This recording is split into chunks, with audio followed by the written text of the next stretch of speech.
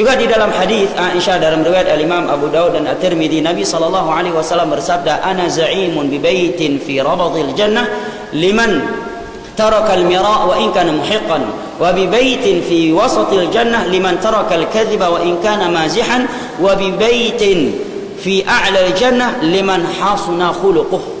Aku menjamin sebuah rumah di syurga yang paling bawah buat orang yang meninggalkan debat walaupun dia benar. Ini perlu diperhatikan nih. Di media suka kali orang pasang debat. Ya, ustadznya ngomong masalahnya umum, dikasih judul mania untuk nyentil ustadz pula, akhirnya jadi perdebatan di komentarnya. Ya, ketika sudah di depan nggak punya jawaban, sibuklah nelpon ustadz. Nyoki bang ustadz, aku jauh, soyu debat.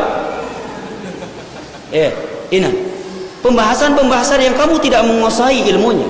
Sampaikan ilmu, nggak usah dibuka pintu debat. Pintu debat adalah salah satu pintu kesesatan. Di dalam hadis yang diriwayatkan oleh Imam Abu Daud dari Abu Musa al-Asy'ari radhiyallahu anhu, Nabi menyatakan, "Ma dhalla qaumun 'anil huda ba'da idh kanu 'alaiha illa utul jadal." Tidaklah sebagian orang itu tersesatkan dari sebuah hidayah yang dia telah berada di atas itu, melainkan karena dia suka debat. Yakin dia tentang akidah istiwanya Allah, akhir masuk debat. Didebati dengan ilmu kalam, enggak punya jawaban, akhirnya jadi ragu dia. Ragu adalah salah satu dari pintu kemurtadan, keraguan terhadap akidah Islam. Yakin seyakin-yakinnya bahwa ini adalah sebuah kebenaran. Dia ngajak orang debat, enggak punya ilmu, dan dia belum layak untuk berdebat di media sosial. Dihantam, bingung dia. Pubutai lagi Ustaz, dipegang lagi, soyu debatnya. Yang nanggapu Ustaz nendang. Ya. Akhirnya ragu dia. Bahkan ada yang pindah. Oh boleh, ini lebih luas. Ada khilaf. Boleh ini, boleh itu. Akhirnya pramuka. Di sana senang, di sini senang, di mana-mana aku senang. Gara-gara apa? Debat tadi. Ma dhalla qauman 'anil huda ba'da idh kanu 'alaihi illa utul jadal. Tidaklah sebagian orang itu tersesatkan dari kebenaran, dari hidayah yang dia telah berada di atasnya, kecuali karena dia suka debat. Ikra ana lewat long, dia debat masalah asma wa sifat di Facebook. Uaya nama hajqa long, dia debat masalah fikih yang merupakan lautan yang tidak bertepi fikih itu. Sangat sulit menyatakan ini sepakat ulama dalam masalah fikih. Dia berdebat, akhirnya bingung dia. Maka kata Nabi, aku jamin buat orang yang meninggalkan debat.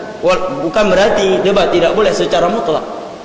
Karena Allah telah menyatakan wajadilhum billati hiya ahsan. Debatlah mereka dengan cara yang terbaik, ilmu yang mumpuni, menguasai permasalahan yang ingin dia diskusikan dengan adab-adab ilmiah, bukan sekedar debat kusir.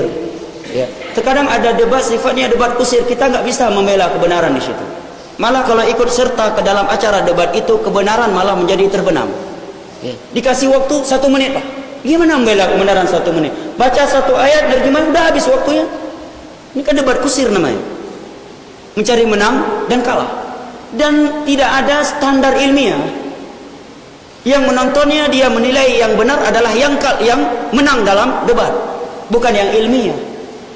Makanya Imam Ahmad ketika diajak debat, disuruh oleh makmun untuk berdebat dengan Ibnu Abi Du'ad, seorang tokoh Mu'tazilah yang menyatakan Al-Quran makhluk. Kata Imam Ahmad, baik kalau saya debat, apa standar hukum kita? Apa rujukan kita? Kemana kita kembalikan? Saya mau berdebat dengan syarat Al-Quran, hadis, ucapan para sahabat adalah sumber hukum, hakim di antara kita. Mau? Baru saya mau berdebat. Maka langsung Imam Ahmad melemparkan beberapa pertanyaan. Ibnu Abi Du'ad tidak bisa menjawab.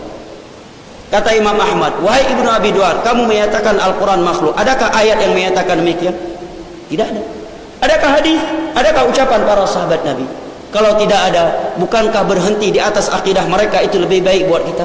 Maka membuat Al-Mutawakkil melepaskan Imam Ahmad dan memenjarakan Ibnu Abi Du'ad setelah itu.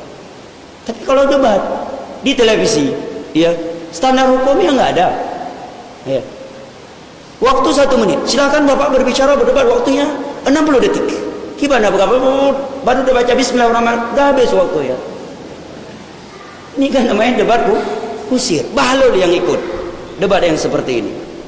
Ya. Karena dia tidak bisa membela kebenaran di situ. Yang ada terkadang membuat kebenaran yang sudah jelas ya menjadi konyol di acara itu. Jadi konyol di acara itu. Maka Nabi katakan, saya jamin sebuah rumah di bawah syurga buat orang yang meninggalkan debat walaupun dia berada di atas kebenaran.